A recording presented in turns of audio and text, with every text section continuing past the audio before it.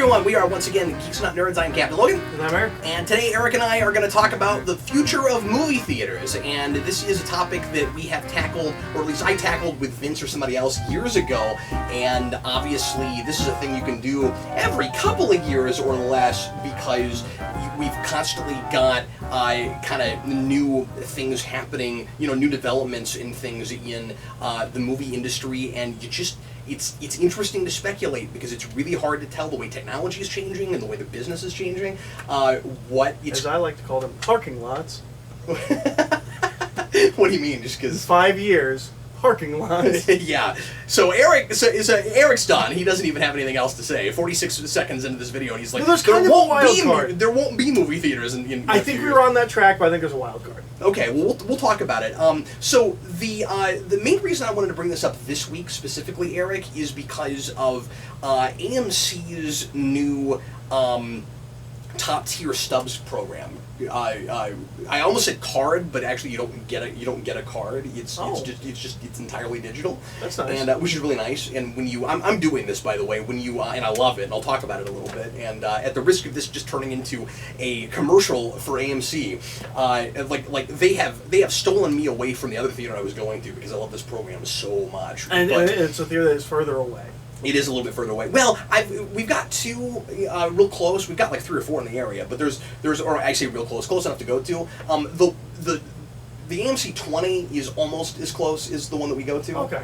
But the one I usually go to isn't. But anyway, I digress. But yeah, so that thing, you order your ticket ahead of time, or you don't have to, but you get it ahead of time, and then it gives you a like barcode thing that you scan on your phone, and so you don't need a card at all. That's nice. So that's kind of cool. But anyway, I wanted to bring that up because AMC has come up with this in direct response to what's been happening with MoviePass, which seems to be a kind of broken system that was maybe kind of a pipe dream in the first place and just isn't working out the way they were hoping it would. And it was a really cool service. It was kind of pitched as Netflix for going to the movie theater, and they were partnered with a lot of different movie theaters, and you were supposed to be able to go see, was it ever unlimited movies a week, or was it always somewhat limited? I forget, but they keep changing the rules. Yeah, and I think they've backed that off now a little bit, where you can't see the same movie more than once, and you can't go to more than one a day, and I think this has always been true, but you can only go to standard theaters. The AMC one lets you go to every kind of theater they have. It is more limited. You can only see 3 a week, but you can go to you could see 3 movies in one day if you wanted to, and you can see the same movie more than once, and you could see the same movie 12 times in a month if you wanted to with it, and you can go to any kind of movie theater they have. I don't know if it works with fork and screen, but everything else, it does. So, like, I paid for it's $20 a month. I paid for my first month's bill with, like, two showings. Because I went to the Dolby surround thing the first time I went, that's like a $15 ticket. Mm-hmm. So in 2 shows, I had already paid for it for the month. And that works really well for me, Eric, because I don't have time to go to more than 3 a week. I'm rarely going to be able to do that many. So it's been really nice for me. But the reason I wanted to talk about this time, bringing this up, is I want to ask the question: is this the kind of possibly the new model? Is this the way we save movie theaters? They turn into Netflix, and you pay a subscription fee, and ultimately you end up going to a certain number, or maybe eventually it ends up being you go to as many as you want to.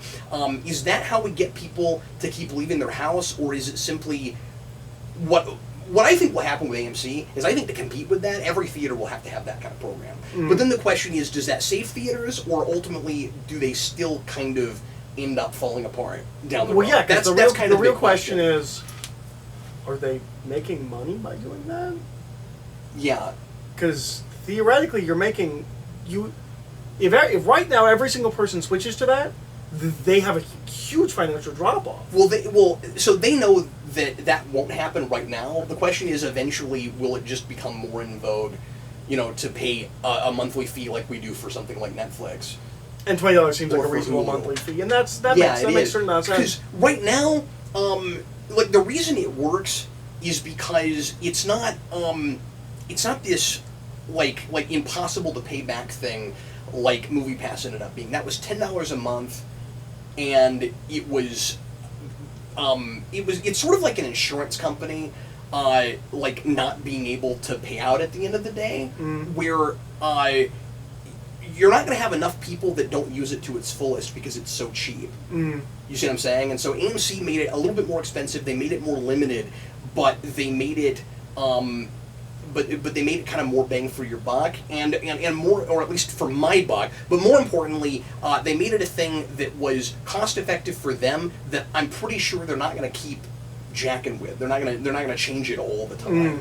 But the reason that I think they'll be able to afford that is there'll be enough people that, like me, won't be able to see every single movie, that they'll be able to kind of recoup that cost. And they still, the majority of people that go to the theater right now anyway aren't going to do that because most people don't see that many movies.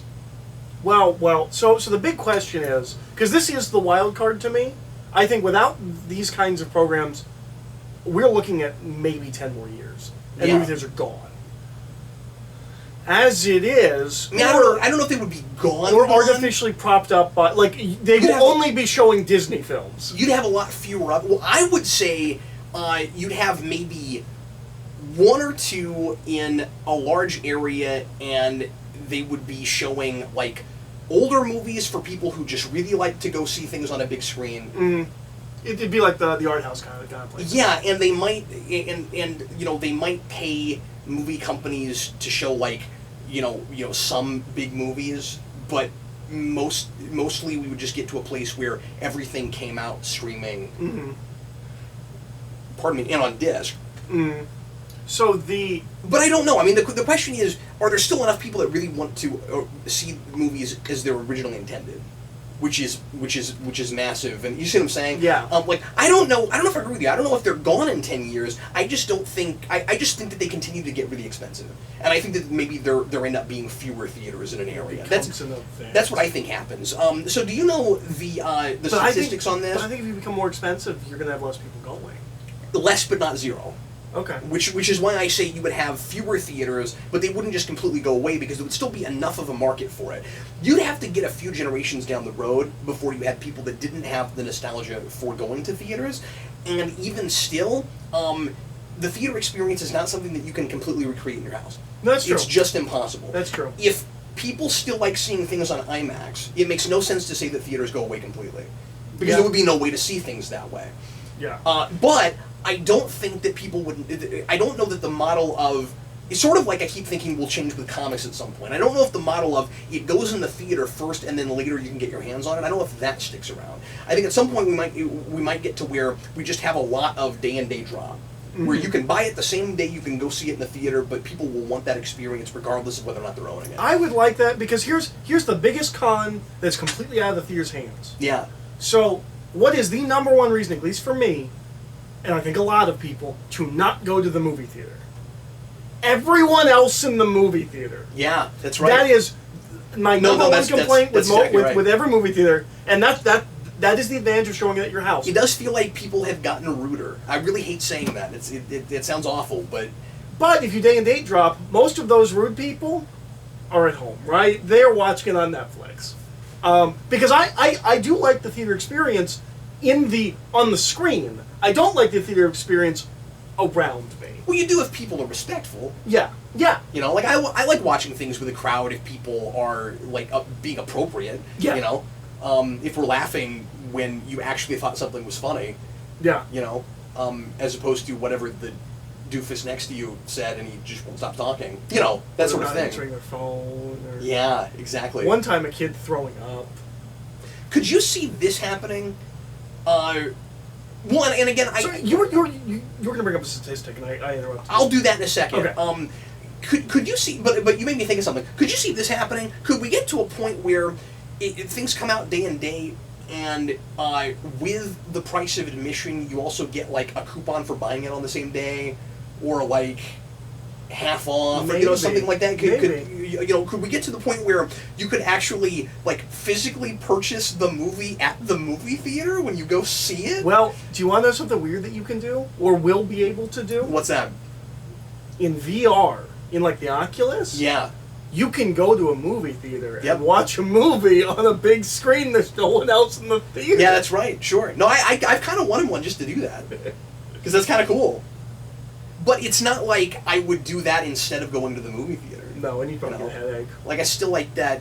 I don't know. No, I don't mean like you. I mean in general, just sitting there watching a movie in VR for that long. I'm not sure why that would give you a headache. Okay, I kind of had a headache after using VR once. Really? Yeah. But I mean, you wouldn't be constantly looking around. You know what I mean? It would just be. Your eyes would just adjust. I mean, it would be like you're looking at a big giant screen, except that's the only way you can get the phenomenon of that bigness that close to your face. That's how you would get that. So if you looked around, you'd see more of the screen, but it wouldn't be the same thing as I'm on a roller coaster, and that's true. True. That would be different. Yeah. But the statistic I was going to throw at you is so I don't remember what article this was. I'll try to find it. But I read the other day that in the last decade, movie theater attendance has gone down by 26%, and movie prices have doubled. Yeah. Well, that's what I was gonna say. That's the biggest problem, or aside from people. Yeah. The biggest problem that movie theaters can control is all of the you always hear about older people being like, oh yeah. Movies used to cost $5, and I'd go see like 2 a day. Yeah. Or something like that, right? And again, there's a correlation with comics there. Yeah, yeah. Where inflation does not match what. Okay, so I should still be able to do with that. And that's because demand has gone down. Yep. And that seems to be the case with both of those industries. Mm-hmm. That part of the reason we continue to jack the price up is because we have that artificial inflation is because demand for the product has gone down. Mm-hmm. It's different with comics than with movies in that we are printing way more titles than we used to. That's not the case with movies that are shown in movie theaters. No, a lot of it feels like we're making less movies. You don't have a million more to pick from. Well, and you're limited by number of screens. Mm-hmm. Mm-hmm. So if you only have 30 screens, you can't show any more movies than that. And you're also limited if Disney keeps pulling the stuff that it tried with Last Jedi. You can move things in and out of certain screens. So I mean, I know some people are going to say, well, Cap, you actually can show more if you show a movie in one theater in the morning and one theater in the afternoon or in the evening, and that does happen. But did you remember the thing that Disney pulled with Last Jedi, where theaters had to sign contracts that Last Jedi was going to be on X number of screens for X number of weeks, and you could not take it out. I didn't know that. Yeah, there was a whole... And, small theaters were like, I have 4 screens. You cannot ask me to do that. Yeah. That's not that's fair. all we'll be showing. Yeah. No, I think... so, here's the question with things like the Stubbs program. Yeah. And I don't mean to make this video just about that, but that seems to be a potential game changer, which is why I led with it. How... Do you start running ads in front of movies like we do with the customer rewards programs or whatever? Yeah, which they're doing. Yeah. Oh, are they? Are they running ads for it? Oh, yeah, no, immediately. Okay. And then this just started last Tuesday, and I mean, they were on the ball with it. That's they great. weren't advertising it a week before. I have not been to the theater with him since he's gotten this. I intend to get one too. Probably not this week. Probably next paycheck. But sure, yeah. We'll see. I stuff with my car. I'm still recovering from last week. See, I did it on Thursday, and so the weeks for this, their week goes Friday to Thursday. It starts over on Friday. I bought it on Thursday, so I only had 2 days to see 3 movies, and of course I didn't do that, but I saw 2! I did go back on Friday and see another movie. So, at least they're running at... How many normal people see that and go, oh yeah. What I think will happen... I think it's just people like me that go to the theater a lot. Yeah. Or, and this is how it will be successful. Yeah. Families buy it and then use it once a month. It doesn't work that way, though. You have to be the person who bought it. But I mean, they buy a couple, right? They treat it like theme park passes. See, I don't think that'll happen. Okay. I think this only really works well with individuals or couples. You could buy 2, but I don't know. I don't know how how valuable that ends up being to you if you have a family of 5. You'd have to pay $100 every month. And most families of 5 probably don't go to the theater that often. No, but they don't go to the theater that often because it's $100 every time. Yeah, sure. So maybe? But, I mean, they would... And, if it's... Let's say, like $10 a ticket, you got a family of 5, that's $50. Like, 2 movies, that would do it. But, like, how many families of 5 go to the theater every week? Yeah. If they do, then that's worth it. But or maybe they want to go to the theater every week. Maybe so, sure. It will be interesting to see if that happens. Yeah. I also don't know if you can use it for kids. I have no idea that I haven't looked at. Yeah. Because it's tied to a driver's license. Oh. I mean, like you have to show your ID to use it. Interesting. And what would be irritating about that is you would have to do a separate transaction for every ticket. Yeah, that would be irritating. Like, I don't know that people are going to do that. They seem to be aiming this at individuals. They seem to be aiming this at single people who go to the theater a lot. Okay, that makes sense. That could be helpful. But I don't know how. I'm just wondering how much of a game changer this is going to be at large. Like, are other theaters going to have to do a program like this to compete with it, or is it? Or are you going to be able to stay in business just fine without it because of the sheer number of people who just only go to the theater like once a month or 3 times a year or whatever? Yeah. And I don't. I guess the question is, who is more keeping the theaters open? The people that go occasionally, or the people that go all the time? I actually think it's the people that go occasionally. That's what I think. Well, and we've created this model of like those people only show up for like the game changing, like really important movies. Yeah. Luckily, we put one of those out a week. But at least in the summer. Yeah. Yeah. And the winter. So I don't know. We're already over time with what we usually do with this show. I guess this is kind of a vast, tough topic to talk about. I think more than ever, my final thoughts are more than ever, the movie theater is at an evolve or die place. Yeah, that's exactly right. It has to become something different. And I would say a lot of things are. Television is this way. Comics are this way. A lot of things are like that. I don't hate the idea of movie theaters. I don't know. Comics may be less, so I'm not sure with that. We keep talking about that. I'm not sure. I really like the idea of movie theaters becoming. Books did not evolve. Yeah, that's true. That has been a big problem for that industry. They didn't evolve quickly enough. Well, Kindle helps. But it didn't come quick enough. Or maybe that's not fair. That wouldn't have saved bookstores. No. But that's the thing is like this isn't a matter of movies need to evolve. This is a matter of the movie theater. It's the distribution channel. Trying to get people to leave their house and go to a thing. I like the idea, and I hadn't thought of it until you brought it up. I like the idea that movie theaters become a prestigious place. Yeah. We show mostly old movies. Movie theaters are an event. You go to the movie theater specifically, the Alamo Drafthouse. People dress up again. Yeah, I like that idea. I like the idea of it's like going to the opera or something. If it sticks around, it's sticking around as an event as opposed to just what it is now. I like because I think popcorn movies at this point. Why not just watch a lot of that stuff at your house? It's not really an event. But I still have. It's not. But I still have a lot of experiences where I go, I'm really glad I saw that movie. No, me too. But I theoretically like the idea of the movie theater becoming a thing you do occasionally and spend more money on because it's an event. Yeah. I like that idea. I'm just trying to guess at how it will evolve. I mean, that's possible. I wonder if. And whatever this ends up being, it probably gets more expensive because if there's less demand, obviously, the price has to go up. It'll be a problem if it continues to get more expensive and doesn't change. Yeah. Well, and then the question is, does dropping the price immediately help your bottom line because more people are people avoiding movies because they're expensive? I actually don't know.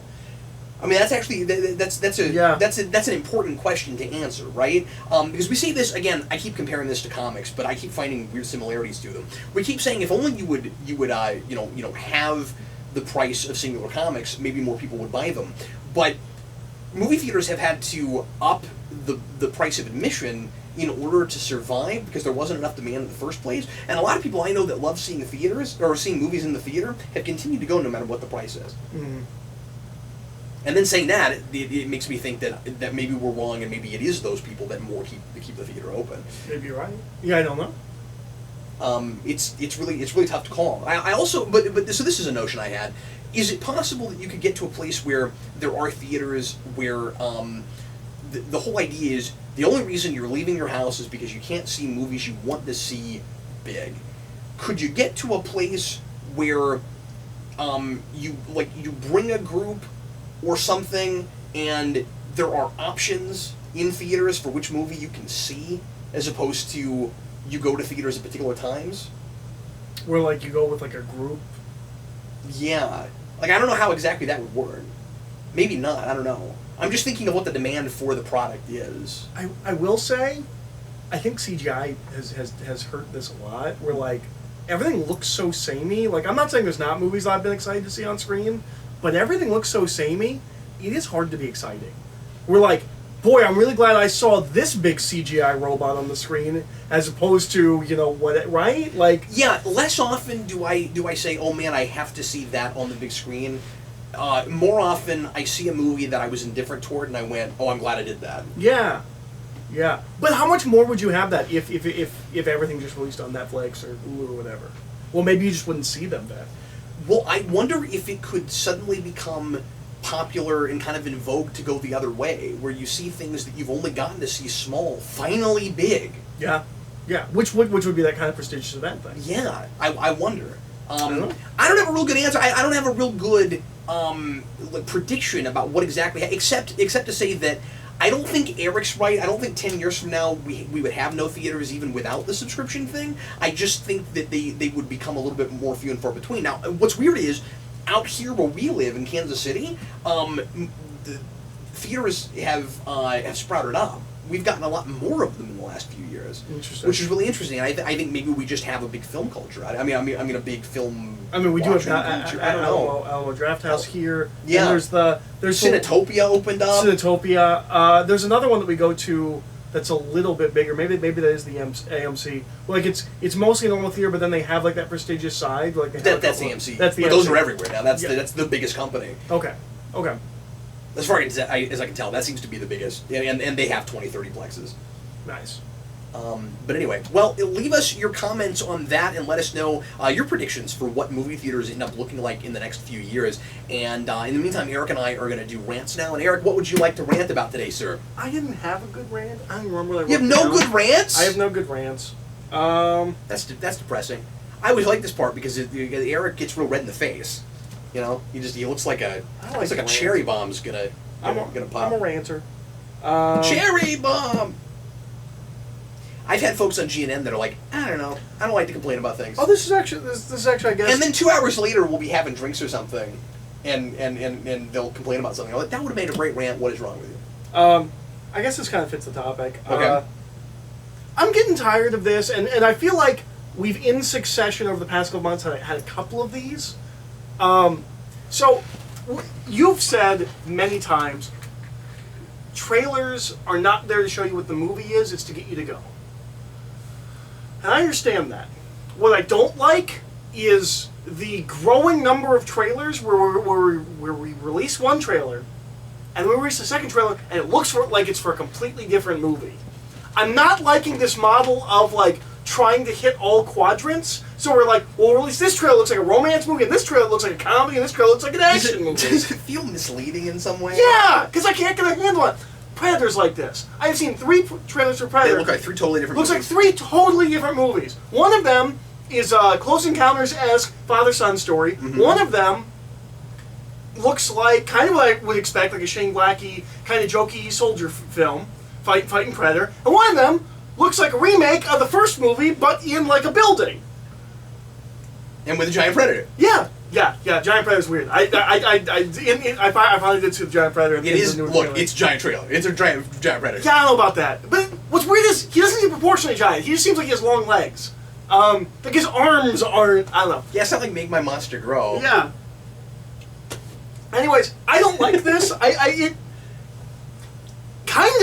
It feels like they're grasping at straws. Like they just. We've said for a while, they don't know how to sell movies anymore. Well, they're too often they're reactionary. Like the thing is, we've had this kind of thing before, where you have, I don't know how to explain it. You'll have a trailer that is clearly kind of selling it to one audience versus another audience, but they don't look like a different movie so much as just aspects of the same movie where you can tell what they're doing. You know what I mean? Where it's like, okay, I knew this was going to be a romance, but the last trailer had the action stuff in it, didn't show me the romance. This trailer shows me the romance. That's different than, like, course correction, which often is what a lot of these trailers like look Beyond? like. The first Beyond trailer, the second Beyond trailer. Total. One of those is a movie I didn't want to see, and the other one was a movie I was really interested in. Yeah. But luckily, it was the second one. Late. Yeah. But I hate this now. Well, and Jurassic World had this problem, and then and if I had done a movie rant this week or a trailer rant this week, this would have been mine. So I'll just add this to it because I think it's related. Which is the other thing we do is instead of making it look like a totally different movie, we say we overcompensate by showing you the whole movie so that you'll go see it. Where we're like, oh no, don't worry, it's not what you thought it was, and since we don't know what it is that you want, we'll show you the whole movie. Does any of this interest you? and we'll put up like 3.5 minutes of images from start to finish, and make sure that in the middle the moral of the film is clearly stated. You see the arc of the movie, you see the whole arc of the characters, film, and then we're like, I can't tell you how many times I go see it, and it's linear, and I hate that. I can't tell you the amount of times I've been to a movie with Eric, and he's looked over to me and he's been like, well, I don't have any reason to see that now. And sometimes I think, Eric, we can go review this right now. I was kind of interested close in seeing that skyscraper movie, and the second one was the whole movie, the whole thing. And the entire first trailer was sold on that, or not sold, but like you're left with this image of him. For those that don't know, it's a movie with The Rock where he has a prosthetic leg, and he's like falling, and he's like hooked to something, and he falls out of his leg, and you're like, oh my god, like how's he gonna get out of this? Second trailer. We just should see that whole scene. We see exactly how he gets out of it. But that's not exactly what I was talking about. I know. I hate trying to play this guessing game where I'm like, but which of these is representative of the movie I'm gonna see? Like, it feels like they don't know how to sell product anymore. Yeah. And they're just trying, trailers, and I guess they've always been this way to a certain degree, trailers feel like they have no artistry to them. Yeah. They feel and there like isn't art to this. It feels like it's just corporately mandated, try and get as many people as you can into the movie theater. I don't care what you do. Yeah. Appeal to everyone. And that... There are standards for this, but we've lost them. Well, I mean, all our trailers can't have you know, throughout the entire thing, just... Bwah. It's the sound of Christopher Nolan. Yep. He opens a door and just goes, Bwah. He's going to his mailbox. He opens the mail, Bwah. Why has no one made that skit of just like Christopher Nolan's life is just Bwah. Yeah, it's a mid-2000s period piece. Somebody pulls out their flip phone. But yeah, I feel like we don't know how to make movie trailers anymore, and I'm getting tired of feeling like I'm playing a puzzle game with trailers, trying to figure out which trailer is indicative of the. Especially something I'm not excited for, don't really know about. Just don't do that. Mm-hmm. You know what I mean? Just release a trailer that tells me. No, I'm saying you. Oh. Don't do that. I'm trying to figure out what movie I'm going to see? No, I just mean don't try to. Don't think that the trailer is necessarily going to be indicative of it. And that might seem kind of cynical. I only judge that after the fact. If I've seen the movie and I look back at the advertising and it showed me exactly the movie that it was, then like I'm impressed with that. Good job. But it's irritating because I'm not trusting you whether I think that worked or not at this point. But some of it so I'm not necessarily gonna go see. No, that's true. How do you decide? That's fine with a Marvel movie. The problem is I wouldn't have because and I can't even take my own advice on this because if I hadn't seen trailers for the Jumanji sequel, I wouldn't have gone to that. Mm-hmm. But the trailers looked fun, and then I went to the movie, and it was what they advertised, and that was exciting. I'd like to think I'm kind of savvier now at telling when it's actually going to be indicative of what they were telling me and I was excited about, and when it probably won't work. But I'm wrong about that quite frequently. You know, I'll go to one that I thought was going to be really great and it wasn't, and I'll go to one begrudgingly that somebody wanted to see or that I had in review where I'm like, that looks terrible from the trailers, and then it ends up being okay. You weren't not excited for Rampage based on the trailers.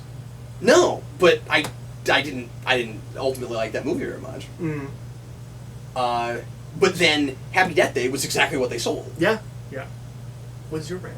I think, real quick, let me say this too. I think the filmmaker should always make the trailer. I agree. And you know what? Not only do I think that, I think most people assume they do. Yeah. I think most and people... that's not the most case. people look at trailers for films and assume that the director had a hand in that. Watchmen didn't perform the way Warner's was hoping it would. I swear it would not have done even as well as it had if it weren't for that teaser. Which I assume Zack Snyder cut? He did. Yeah. And selected the music for it. That makes sense. And that music had a lot to do with many of the people who went and saw that movie. Yeah. A lot of people I talked to after that were like, yeah, I only went to that because of Smashing Pumpkins. So, and I talked to people that were annoyed that song wasn't there, and I'm like, but it wasn't, period. Like, all the music in that movie is 80s. Mm. Like, it wouldn't have been there. Or is 80s or before. I guess it could have been in the credits, because that My Chemical Romance cover is in the credits. At the end of the film. Yeah. Yeah. I mean, it could have been. But those people it couldn't stick be, around to know. It couldn't be in the film, though. Yeah, It no, couldn't have no. been the opening credits. Yeah, That's a Bob Dylan song. Yeah. Like everything is music that existed or comes out around that time. Mm. But I guess you could flub it and argue, well, it's an alternate history. Maybe Smashing Pumpkins starts 10 years earlier. So That's a great way to defend everything. yeah, it's an alternate history. My rant is probably a rant I've done before, but I want to come back to it because it's still a problem. It shouldn't still be a problem. At this point, we should have really figured this out, and it bugs me. Like I said, I know I've talked about this on the channel. I don't know if I've ever straight up ranted about it. I think I might have, but it would have been, quite a while back, 3 or 4 years ago probably. Eric, I am still going to stores and finding adult animated movies in the family section, and I can't have it. I can't handle it. It really, really bothers me. Well, it's probably even worse now because there are R-rated ones. Yes, and that's happening. Are you seeing like Killing Joke and Dark Knight Returns? Well, Dark Knight Returns is PG-13, but it should. But it should have been R. It should have been R. R. But I saw this with Suicide Squad: Hell to Pay, and that's not okay. No. I mean, it's a big problem, and like this is indicative of the thing we talk about all the time with animation. I just did 2 shows on animation, the Captain Logan show, and we brought this up a lot. The idea that in this country, a lot of people still think that if it's animated, it's for children, and people don't take animation seriously. And when we always, those of us that love animation complain all the time that we can't do more serious things in animation. But part of the reason is because we still have this stigma associated. And when you have big box stores like Target and Walmart that can't keep, I don't know that I've seen it at Walmart. I don't want to throw them under the bus necessarily because I don't remember if I've seen it there. I've seen it at Target, and I've seen it at like local chains and places that aren't everywhere. I've got a friend in Louisiana that sent me a picture from a small, I think, chain store. Maybe it's not a chain, I'm not sure, but a store that they have there that had, I forget which movie it was, but I think maybe it was Suicide Squad, I forget. But an adult, R-rated movie, superhero animated film in the family section, and the fact that these business owners aren't careful about that and don't send messages to their employees saying make sure these things go in the right place or whatever. It tells you that we still have that mentality. Well, it makes me wonder. It's preposterous. Makes you wonder how many complaints they're getting. Yeah, maybe Are not they enough. getting complaints? I have sent a letter to Target. I never heard back from them. God obviously didn't do anything. Maybe I should send them more letters.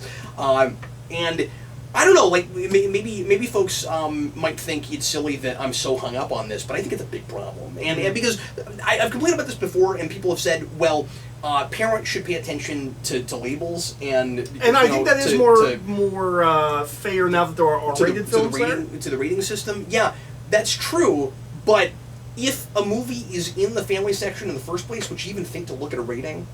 Probably not.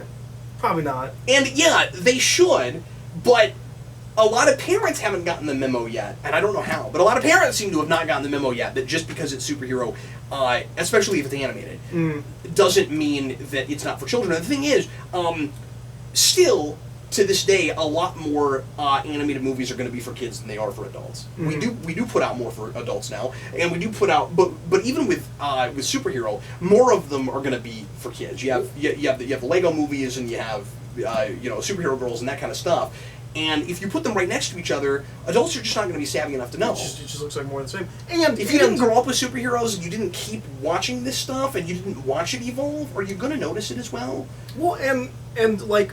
I'm just saying help them out. They should be looking at that, but help educate them. Well, and especially because before when it was just PG-13, and still with those older ones that are still kind of more adult but PG-13... So you put Dark Knight Returns right next to a 4-pack of the Burton and Schumacher Batmans. Yeah. Both of these are PG-13. It's not a red flag for Dark Knight Returns. No, that's right. That's not entirely on them. Yeah, you're not gonna know going into that That's Joker scene is basically gonna be as bloody as it is. Mm-hmm. PG-13 means something different now. Mm-hmm. Or it's just such a broad spectrum, I don't even know. You get away with way more in animation. Like a PG-13 animated film would be an R-rated live-action film. So I guess the first thing I would say is, yes, parents need to be paying more attention, and yes, parents need to screen things like this that are borderline before they show their kids. I would go as far as to say that parents, unless it's a franchise that you're already familiar with and you trust, right? Like, maybe you don't screen Marvel movies before you take your kids because you've seen enough of them that you trust that rating. Yeah. I get that. I think even like one of the roughest of them is probably Black Panther, and I would take any kid of any age to Winter Soldier as well. Winter Soldier maybe more so. There were a couple things in Civil War that my wife thought were borderline that I wasn't. I didn't necessarily have the same problem that she did, but things we talked about. But by and large, like I get that. If it's something you've never heard of or just came out, yeah, maybe screen it first before you show your kid. Like I was gonna see. I don't know. There's just certain movies that I've made sure to go see before Jason does. Well, and I was gonna say Jurassic World. We took Freddy to that because he's not afraid of anything at that age. As he gets older and more cognizant, Jason was afraid of watching Jurassic Park at home. Yeah, so I didn't take him right away to Jurassic World. And then I showed it to Sarah, and she was like, "Yeah, I don't think we should take Jason to this." I'm like, "You realize I took Freddy?" She's like, "Yeah," and that's concerning. But he seems okay. Anyway, yeah. No. Being a parent in this day and age is really tough. Well, and here's the thing. Here's the thing. What's okay to show your kids and stuff. You have to be careful about it. We are having this conversation because we know what these movies are like. Right. You know who's not having this conversation? The people that don't know there's a DC animated film line. Right. They have no way of knowing this. Mm-hmm. And to be fair, some of these stores probably don't either. Yeah. But it should be based on rating where things go. Yeah. Why aren't you looking at every There shouldn't sticker? be any PG-13 films in the family section. So they might not know it, but I don't think it's I don't think it's right that they're putting things in a family section just because it looks like a cartoon. I think that's unacceptable. Well, for it's the cat in the cartoon in the kids section. It's unacceptable. Yeah. They should be looking at the ratings and everything, and they should look at it closer when it's animated because of the assumption you would make there. So anyway, that's my rant. That needs to change. It bothers me that we've made no headway on this apparently, because I still see it at Target, and my store's good about it. Yeah, we're pretty good about it. But I mean, that's probably case by case because you know what you're looking at. But I don't know if the stickers that tell us where to put the things. Oh, okay. Specifically, put them in the regular movie section as well. Well, that's the thing is, I'm not blaming the employees at these stores because they probably don't get to pick where they go. It's a corporate. Yeah. But I mean, when you're making an end cap and you have a family cartoon end cap, you're not going to put Dark Knight Returns there. No. But I'm just saying that's funny. I'm just saying that's because, well, Eric's family. Part of the problem. I just want to fill it with Dark Knight Returns and Killing Joke and Red Hood, Family Batman Night, and just see if I get any complaints. I just want to know. That's funny, but putting the only complaint I would not be okay with this, Eric. I made a mostly adult. I would not sign off on that. I made a mostly adult Batman cap. The only complaint I got was everyone hated Killing Joke. Not a single complaint about content. Folks, that's going to do it for GNN. Today have Black Freighter in the kids section. Everybody, thanks as always for watching Geeks Not Nerds. We sure appreciate it. If you're watching this in the Omnibus playlist, we're going to move right along to the Comic Vault. So stick with us, won't you? Today on the Comic Vault, we're going to review the Ultimates 2, finally, after at least a couple of years since we did the first one. Civil War. Was that when we did it? That's when we did it. So it was right before I moved here. So it's only been And that was a live show. Yes. Which is kind of a weird way to do it. Yeah. But anyway, so we're going to do Ultimates 2, finally. And it's been so long since we read Ultimates, I had to reread Ultimates in order to do this. But I feel a lot of comics. I feel pretty ready to do it now. All right. And it's going to be exciting. It's going to be a lot of fun to talk about. And Eric and I have a couple of other things we'll talk about on the vault as well. So stay tuned. And in the meantime, we appreciate you clicking on this video. I am Captain Logan. And I'm Eric. And we'll see you again next time.